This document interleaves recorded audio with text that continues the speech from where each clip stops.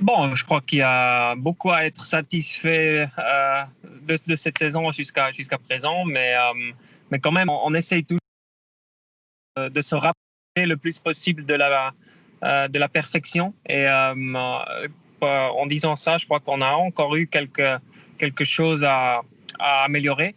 Et on continue à grandir, disons comme ça. Et puis, il y avait aussi quelques moments où on était, disons, pas content de notre performance. Il y avait aussi ça. Mais en général, jusqu'à présent, oui, c'était positif. On est dans la lutte pour le titre en DTM, et c'est ça le grand but. On a eu quelques week-ends pas top à Zolder, où on a perdu beaucoup de points. Et à cause de ça, on ira à Hockenheim dans la position du chasseur, disons, et pas comme leader pour la première fois de la saison. Je crois que ça dit déjà beaucoup. Tu vois, on a eu une très belle première partie de la saison. On a été leader de la première course jusqu'à la dernière presque. Et oui, il y a beaucoup de positifs et quelques points où on travaille dessus pour être encore mieux dans le futur.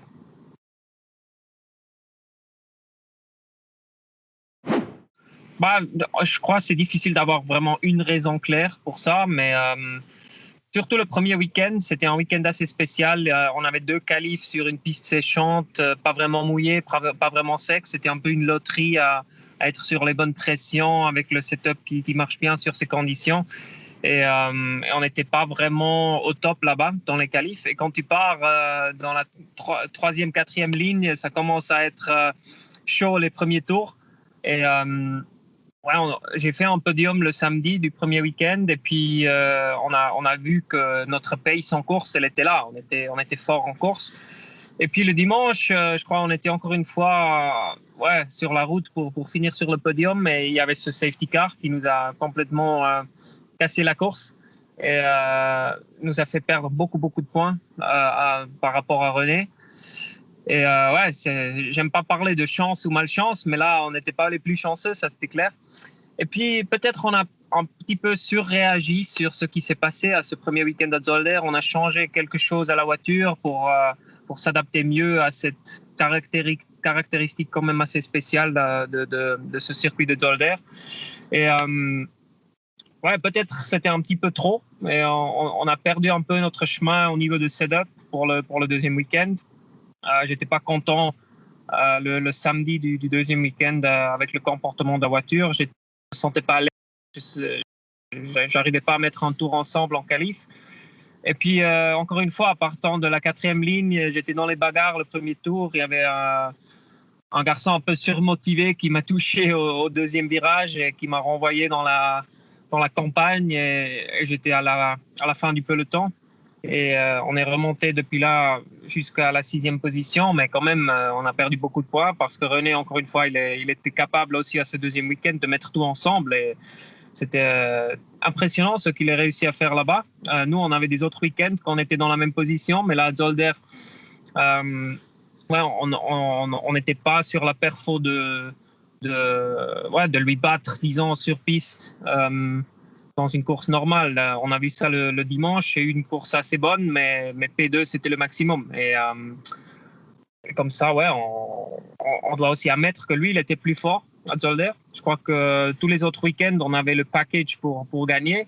Mais Zolder, pour la première fois, ce n'était pas le cas. Et il faut comprendre pourquoi et améliorer ses points pour le futur.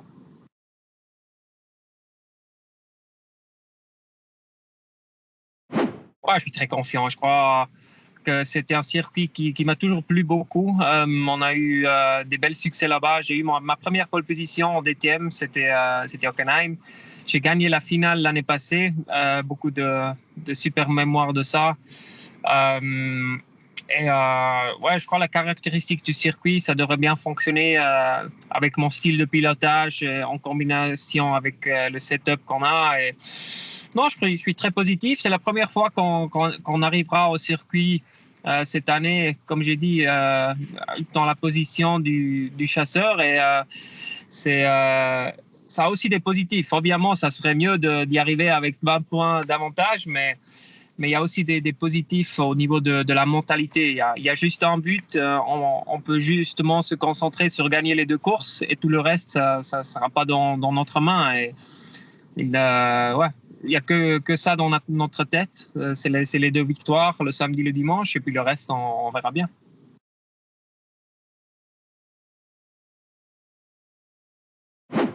Évidemment, oui. Comme vous avez dit, c'était la preuve à Zolder que ça peut changer très, très rapidement. Il y a encore 56 points à faire. Tout peut changer. Il y a aussi Robin qui est toujours dans le jeu. Évidemment, son gap est un petit peu plus grand, mais quand même, c'est théoriquement possible. Mais comme j'ai dit, la seule chose qu'on peut faire, c'est d'essayer à gagner ces 2 courses. Le reste, ça ne sera pas dans notre main. On verra bien si ça sera encore une fois le cas que ça serait René, Robin et moi à se jouer les places sur le podium, ou s'il y aura quelqu'un d'autre qui peut rentrer dans le jeu. Pour nous, ça serait évidemment important qu'il y a beaucoup de voitures qui luttent pour la victoire. Comme ça peut changer un peu le résultat final, mais on verra bien. Comme j'ai dit, le seul truc que nous, on a dans la tête, c'est de se mettre dans la position pour pouvoir gagner les 2 courses. Tout le reste, on verra.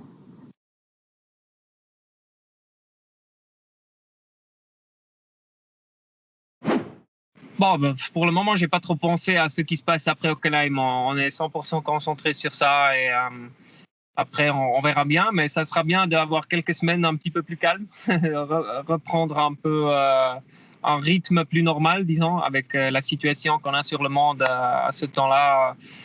Ouais, c'était une situation très particulière aussi dans notre sport, avec les tellement compacts. Et ouais, ça sera bien de recharger un peu les batteries et puis on fera les plans pour le futur. Mais c'est clair que j'adore le DTM, je suis un grand fan du DTM, mais je crois aussi avec cette nouvelle base technique, le nouveau règlement technique, ça aura du grand potentiel à se réinventer et devenir une plateforme encore plus diverses, disons, au niveau de plusieurs plusieurs constructeurs. Et ouais, pourquoi pas. Ça c'est clairement sur ma liste, et aussi la Formule I.